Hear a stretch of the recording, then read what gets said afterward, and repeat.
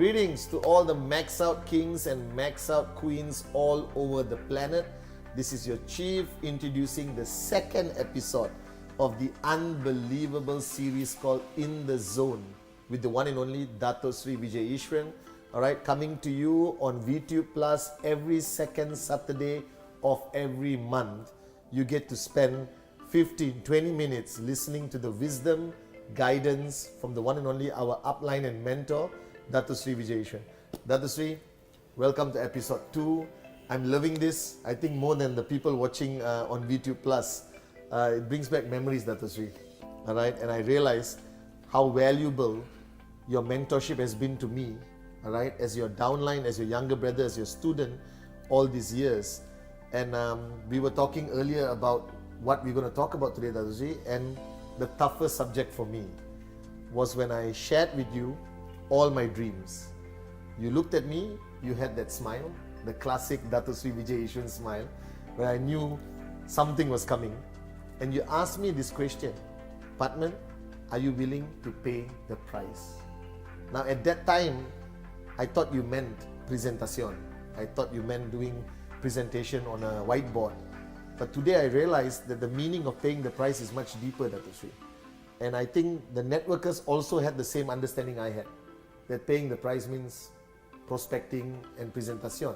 Would you share with us the true meaning of paying the price? The first thing is that I remember in the old days when we were starting out. It was very clear that there was a journey to be taken, there was a price to be paid at that time. But the price is something that we are all going to have to pay at different times, and the price is ever changing. So the actual point of paying the price is to remember that ultimately you have to become priceless. You remember that session? Yes, I remember that session. You have to be beyond price. You have to be priceless. The things that you value most in life have no price. Yes, that's right. And ultimately, the things that we need most in life have no price, i.e., air, water, love, kindness, etc., so on and so forth. Right? They are priceless. Sunshine is priceless, without which the whole world will go dark. Are you with me? This issue of putting a price to something is a main drag. It's the main, I would say, the main issue facing people who are willing to go beyond themselves, who are willing to come up in life. The instant they put a price to something, which the rest of the world is doing anyway, Yes. that's the instant that they price themselves out of it. Because today, if you ask me what is the price that I would be willing to pay to go through this whole journey again, absolutely, I'll do it for free. Because being priced into something immediately puts a value on your work. What is Picasso's work worth? What is Rembrandt's work? What's Beethoven's fifth annual symphony worth? What is any one of these brilliant artists, composers, musicians, whatever they've done? What is Michael Jackson worth? You know what I mean? So to try and put a price tag to these things is actually the biggest problem of our pathway to success. Yes. All right. What price are you willing to pay? I would say to you, my question would be the other way around. What price are you not willing to pay? Yes, that's right. Because if you think in terms of, okay, I need X number of dollars in the bank, now you can quantify that and say, I need to have this kind of effort to reach that kind of, Yes. But if you take a look and say, I want the happiness of my children, I want the happiness of my wife and family, I want to be able to give them more than, they have today. I want to give them security, I want to give them education, where is your price? What's the price you're willing to do to get that done? There are parents all across the world sacrificing all kinds of things. Selling the homes they were born in, going and giving blood donations, doing stuff like you wouldn't believe just so that the children can live better lives. Yes. So there is no price. There should never be a price. The question is, what price are you not willing to pay? Yes, that's right. What price are you not willing to pay to become priceless? You have to be priceless. The instant you pass that pricing, necessity, you start getting into the zone of being truly great at what you do. Yes. The instant you become truly great at what you do, you price yourself out of the market. Yes, that's true. So the objective is actually to take price and recognize that it's an obstacle. Price has no meaning in the road that you have to take. You are on the way to becoming priceless. Your children are priceless to you. Everybody around you is priceless to you. Are you with me? Everything that is of value is priceless. Why do you price success? Don't price it. That is true. When you shared this with me, today after 18 years I understand it. But in my journey of 18 years, there were moments where I came to you, where I shared with you that this price is becoming too painful. Yeah. Remember that, Sri? I still remember sitting down on the floor talking to you, and I said, I can't take this anymore. The pain is too much. Is it worth it? And then a lot of people watching this video today, Dr. Sri, at many times they have felt like giving up because the price was too painful. What would you say to them, Dr. Sri, when that point comes, when that it's like a breaking point where you feel like, can I do this anymore? Can I go on? Runners always remember this. Runners know this. I use this in my own training, and that is to discuss the issue of the second wind. Yes. You know, when you are running, and I remember doing this when I was still in school, and you're running a marathon, you're running, anything long, and you're going with great gusto. You come to a point where you are going as fast as you can, and then out of nowhere comes this incredible pain on your side. They call it a stitch, but believe me, I don't even understand why they call it a stitch, because to me, it's agony. Yes. It's far more than a stitch. It's like somebody has just, thrust the sword into you. It just shoots up your side. And everyone gets it. And it just kind of, slows you down, and your total focus is on that pain. At that moment, you want to give up. Yes. That moment, you want to stop. But any long distance runner will tell you, that's the moment to go on. That's the moment to persevere. That's the moment to be persistent. And that's the moment to persuade yourself that there is something beyond this pain. And believe it or not, when I actually did it for the first time, I usually gave up every time that pain hit.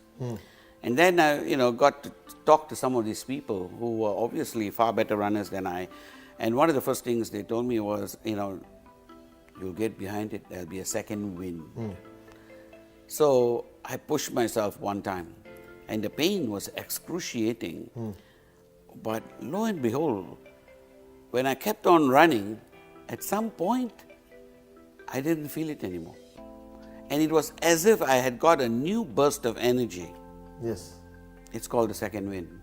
And every rider, bicycle, athlete will tell you where they have to do this in the long term. The second wind is brilliant because it's kind of like an adrenaline rush. And it kicks in, and you get that kick that you're actually... Then I began to realize why these runners run like that. To me, it was madness that anyone would run 6 miles, But then I began to understand there was a second wind and a third wind, and there's many other winds to come. So if that is how nature has structured our bodies, why do you think our lives would be any different? Of course, you have to take it to breaking point. Every aspect of your life that you actually considered as a stair step to where you are right now, you have forgotten it, but if you actually sat back to remember, if someone came back from your early childhood to tell you how you studied for your first, O-levels or A-levels, and how it was extreme pain.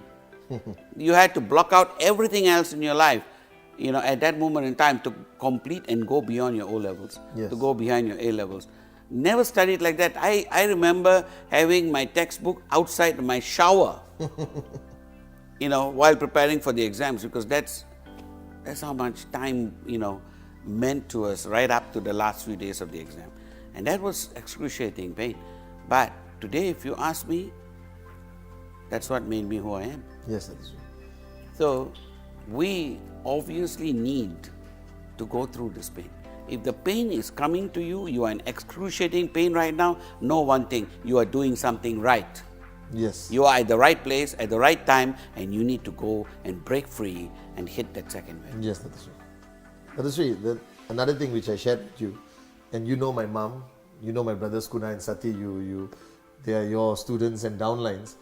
But whenever we decide to pay the price, sometimes the people closest to us get impacted. That our sacrifice and our paying the price impacts people closest to us. Like in your case, your wife, your parents, and family. And sometimes they don't understand, right? That you are away from them. Basically, this business is taking you away from your so-called normal lives. And this is a challenge a lot of the networkers face on the ground. I'm willing to pay the price, but I'm hurting my wife, my kids, I'm hurting the family, I'm not there as I used to be. What would be the answer for that, Dato Sri? I don't know. I mean, here's where you have to ask yourself, are you going to, be in the class of the movers and shakers of the world? Are you going to be a lion? Are you going to be a sheep? Simple as that. Yes. You see, at the end of the day, I ask any prime minister, any president, any head of a company, anybody who's successful at any level, anywhere, in any sphere, it's regardless of what he does, he has no time. I mean, his time is precious to him. Yes. And it's very clear.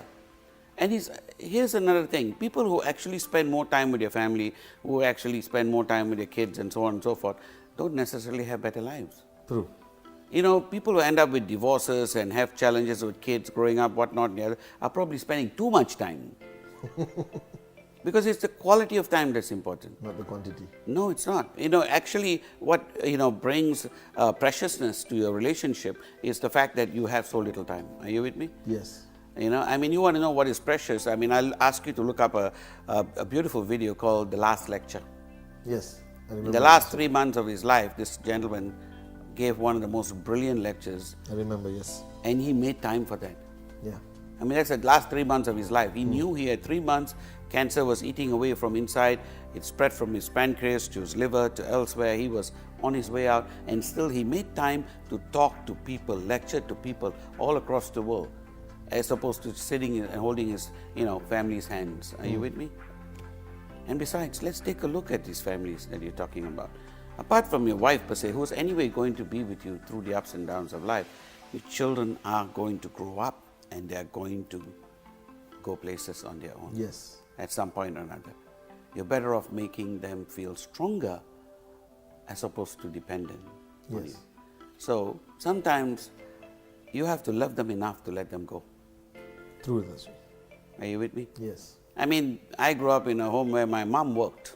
Your mom worked. Yes. So which means that you never saw them when you came home. No. There are many other kids in your same class who came home, their mom was there cooking for them, waiting on them, taking care of their laundry, whatnot and the other, and that was a mom who was at home all the time, so that's a wonderful feeling.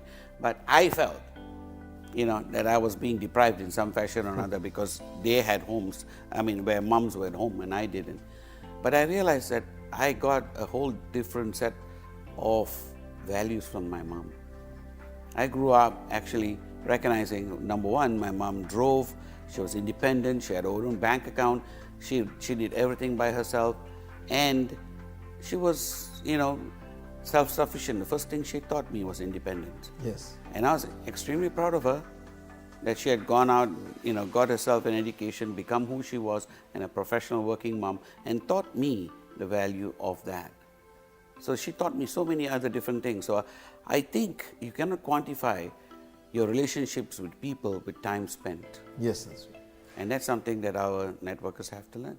Understood, Dato Sri. Dato Sri, thank you so much for this amazing second episode of Being in Your Zone. And once again, to all of you watching, this is the most precious moment you will ever have, seeing our upline and mentor in this environment as truly our upline and mentor. So second Saturday of every month in the zone with the one and only Dato Sri Vijay Ishwar.